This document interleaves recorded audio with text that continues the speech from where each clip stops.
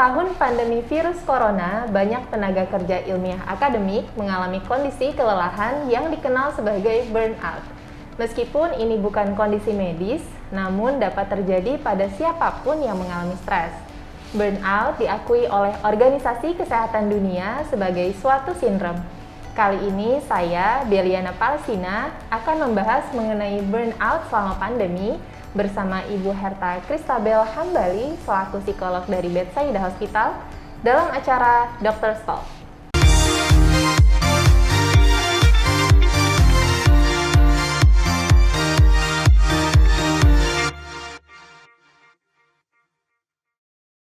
Halo Ibu Herta, selamat pagi. Gimana kabarnya hari ini? Selamat pagi Bella, kabar baik. Alhamdulillah masih baik ya kabarnya. Nah, Bu, mungkin di luar sana nih banyak sahabat Bethsaida yang sedang tidak baik-baik saja. Atau mungkin sedang mengalami burnout yang hari ini akan kita bahas kebetulan. Nah, sebelum ke pembahasan yang lebih jauh, kita mau tahu dulu nih Bu, apa sih burnout? Buat sahabat Bethsaida, setelah 2 tahun pandemi, Setelah 2 tahun pandemi gitu. Sebenarnya burnout itu apa sih? Karena banyak banget ya setelah 2 tahun pandemi, banyak yang nanya, "Duh kok ngerasanya stres yang terus menerus, terus kok ngerasa kelelahan." Nah, itu sebenarnya ciri-ciri dari burnout.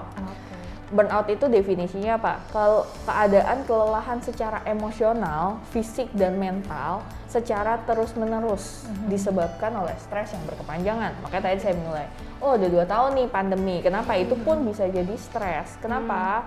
Sebenarnya stres itu adalah perubahan yang membuat ketegangan secara fisik dan secara emosional dan juga psikologis. Jadi stres itu bisa beda nih Bella tiap orang. Karena kalau ngomongin, saya stres nih di pekerjaan saya, tapi mungkin dengan sama load pekerjaannya, sama jenis pekerjaannya, teman saya bisa menganggap itu nggak stres. Karena stres itu adalah perubahan yang menyebabkan ketegangan, dan itu sangat subjektif tiap orang. Jadi nggak bisa bilang kayak, gitu aja stres, tuh nggak bisa. Karena tiap orang kan punya kondisi yang masing-masing kita nggak pernah tahu. Gitu. Tapi kalau udah terus-menerus, jadinya akan jadi burnout, karena akan jadi berkepanjangan. Gitu. Jadi nggak boleh disepelein ya. Kalau misalkan ada mungkin teman kita yang mengalami stres, itu kita nggak boleh menjudge mereka gitu. Karena standar stres tiap orang, masing-masing individu itu berbeda, begitu ya Bu? Betul, dan kita kan nggak pernah tahu di luar pekerjaan atau di luar masalah itu, dia itu seperti apa, kan kita nggak pernah tahu. Dia ini lagi ngalamin apa, seperti apa, ya kita juga nggak pernah tahu. Daripada menjudge, lebih baik untuk netral aja, cukup mendengarkan dan nggak perlu memberi komentar. Betul, setuju banget. Nah Bu, pertanyaan selanjutnya, selama pandemi ini kira-kira apa aja sih ya yang bisa bikin orang tuh ngerasa burnout gitu? Nah, sebenarnya burnout itu kan ada sebelum pandemi juga kita bisa burnout. Tapi kalau pandemi karena adanya perubahan, banyak banget ya aktivitas yang berubah. Misalnya apa? Keterbatasan dalam kegiatan kita.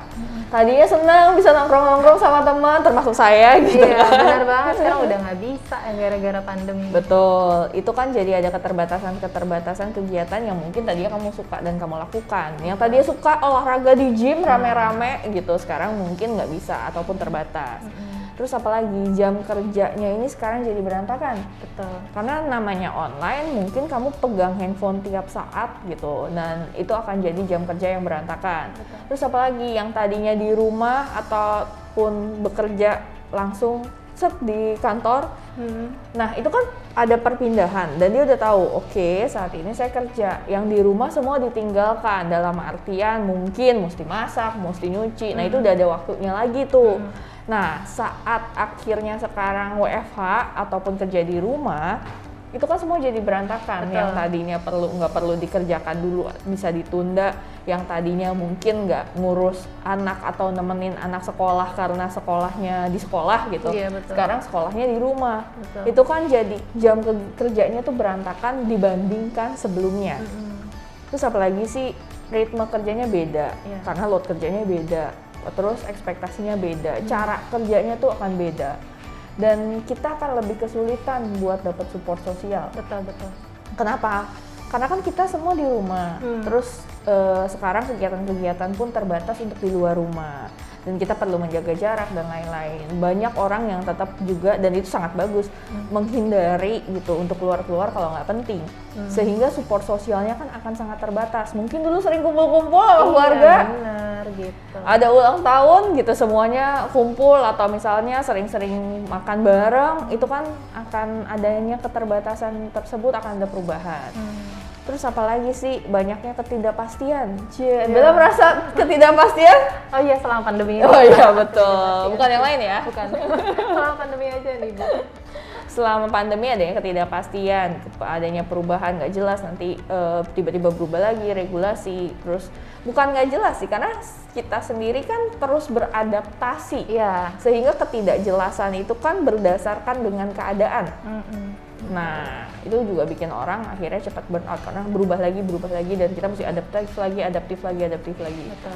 Terus terakhir adalah motivasinya, karena ketakutan. Oh gitu ya. Kenapa? Kita takut ini, makanya melakukan ini. Betul. Sesimpel gini, banyak orang dirumahkan, dalam artian diputus hubungan kerja, di PHK ataupun dipecat. Kita mungkin jadi takut tuh, jangan-jangan dikit lagi saya. Iya. Jadi harus kerja gila-gilaan, kerja tambah lagi, harus performa nih bagus. Betul. Padahal motivasinya itu karena takut. Yang baik adalah motivasinya justru bukan karena ketakutan, motivasinya justru ingin menunjukkan skill yang lebih baik, ingin belajar. Itu kan akan berbeda rasanya saat motivasi kamu takut. Seperti itu.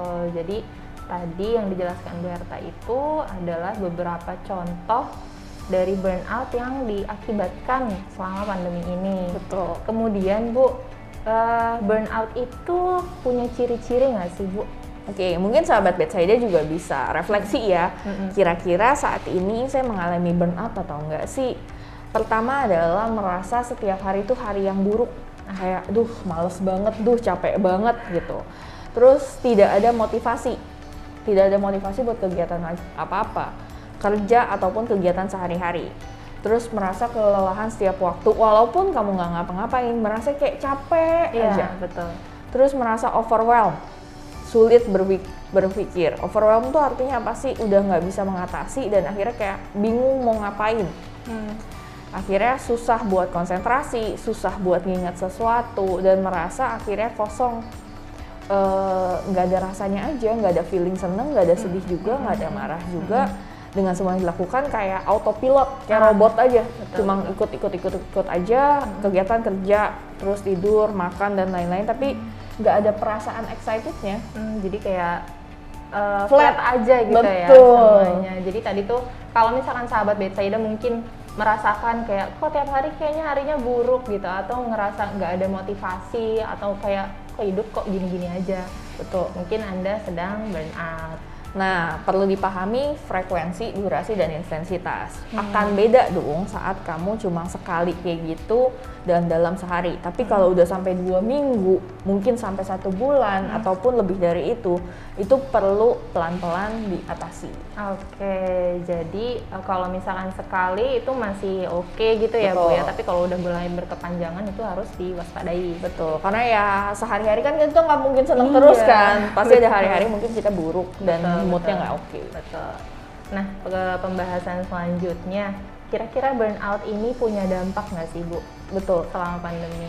Nah, pastinya kalau udah ngomongin burnout, apalagi tadi Bella udah di opening udah bilang sindrom gitu ya. Iya, betul. Pastinya ada dampaknya. Produktivitas tuh pasti menurun. Hubungan kamu dengan orang lain menurun. Kenapa? Orang motivasinya juga nggak ada, justru kita menjaga jarak. Betul. Dan kita sendiri lagi nggak nyaman sama diri sendiri, jadi pada saat hubungan sama orang, bawaannya juga memberikan vibes negatif. Betul. Terus apalagi sih mengganggu diri kamu sendiri dalam melakukan aktivitas, akhirnya kamu pun nggak nyaman sama diri kamu sendiri gitu. Oke. Nah, tadi kan sudah dibahas tuh mengenai burnout. Yang mau saya tahu nih Bu, kira-kira burnout itu apakah terjadi hanya dalam dunia pekerjaan atau bisa dalam hal lain sih Bu? Oke, nah tadi kan contoh-contohnya banyak banget sebenarnya dari pekerjaan, terutama stres kerja dan lain-lain. Sebenarnya nggak cuma pekerjaan, bisa juga justru karena hubungan dengan orang lain. Misalnya hubungan dengan orang tua, hubungan dengan pasangan, hubungan dengan orang lain. Misalnya kita merawat orang sakit. Kenapa? Karena itu kan akan kelelahan saat kita menjalani misalnya sebagai orang tua. Kita akan kelelahan, tiap hari anaknya mesti siapin sekolah online, harus kasih segala peralatannya, harus menyiapkan makan, harus membersihkan rumah dan lain-lain. Sehingga akhirnya kita ini merasa kelelahan dengan peran dan hubungannya jadi nggak baik. Jadi sebenarnya kita nggak cuma karena pekerjaan, tapi bagaimana akhirnya dengan hubungan dengan peran kita di masyarakat. Terus apalagi sih akhirnya ciri-cirinya jadi kayak ngerasa gagal. Ngerasa gagal buat jadi orang tua yang baik, atau misalnya kayak tadi contohnya misalnya pacar deh, kita terus-menerus berusaha memberikan perhatian, membantu dia, memberikan motivasi, mungkin saat itu hubungan lagi nggak baik, akhirnya lama-lama kita akan kelelahan dan ngerasa overwhelmed, kayaknya capek deh terus-terusan kayak gitu. Itu sebenarnya cukup sering terjadi, terutama untuk menjadi caregiver. Bella tahu caregiver itu apa? Ya. Tahu. Oke. Caregiver itu adalah seseorang yang bertanggung jawab terhadap orang lain, gampang gitu. Yang menjaga dan merawat biasanya. Contohnya kalau misalnya dalam kayak COVID gini juga, kita menjaga orang yang misalnya sakit berat. Betul. Sehingga di rumah harus memberikan makan, harus mengawasi, harus misalnya membantu untuk kegiatan sehari-hari. Itu juga akan menjadi suatu tantangan sih, saya akan bilang tantangan sendiri yang bisa jadi burnout. Karena kayak tadi, kelelahan terus-menerus melakukan hal yang sama dan rutinitas yang mungkin 24 jam gitu kita jagainnya gitu. Oke, jadi burnout itu nggak cuma dalam dunia pekerjaan ya Bu ya, tapi bisa juga misalnya hubungan kita dengan orang-orang terdekat. Betul. Nah, kalau misalkan kita udah mengalami burnout nih, kira-kira ada nggak sih Bu cara untuk mengatasi burnout itu sendiri? Oke, kalau aku akan bilang dicicil gitu. Jangan sampai, kalau bisa jangan sampai burnout. Tapi kalaupun udah terjadi burnout, belajarlah mengatasi stres sedikit-sedikit. Karena kan burnout itu kayak kumpulan stres yang berkepanjangan. Kalau gitu kita cicil nih. Kalau stres kecil, bagaimana cara mengatasinya? Terus mengatasinya coping stress bisa olahraga. Terus bisa juga melakukan relaksasi, bisa juga membantu diri kamu dengan sharing atau ekspresikan perasaannya, itu bisa. Lakukan cara coping stress gitu, coping stress yang memang nyaman buat kamu. Setelah udah lebih nyaman, baru kita fokus ke solusi apa sih yang bisa kamu lakukan untuk mengatasi masalahnya. Nah, apalagi sih memahami tujuan kamu kerja misalnya apa. Jadi nggak cuma saya kerja supaya dapat pendapatan atau saya mau dapat uang itu cara, tapi di balik itu apa sih value pekerjaan kamu, apa sih nilainya. Saya mau membantu orang misalnya untuk tenaga kesehatan ataupun kegiatan-kegiatan lain ataupun profesi-profesi lain. Saya pengen justru berkarya, saya pengen membuktikan buat masyarakat bla bla bla. Nggak apa-apa, tapi ada value yang kamu tanamkan di setiap pekerjaan kamu sehingga ada kepuasan. Betul. Itu akan penting banget.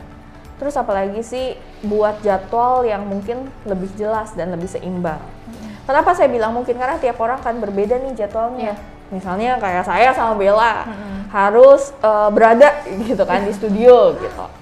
Nah kan akan beda sama orang-orang. Gimana sih jadwalnya? Oke, kapan mulai kerja, kapan istirahat, kapan juga misalnya punya keluarga, menjaga hubungan dengan teman, kapan ngobrol sama pasangan, silahkan aja. Jadi kamu bikin jadwal yang seimbang dan lebih jelas gitu. Kalau kayak tadi saya sama Bella gitu bisa di studio, ya bisa. Setelah misalkan dari studio mungkin kita punya kehidupan pribadi masing-masing dan it's okay buat itu. Oke, jadi itu beberapa tips dari Ibu Herta cara mengatasi burnout.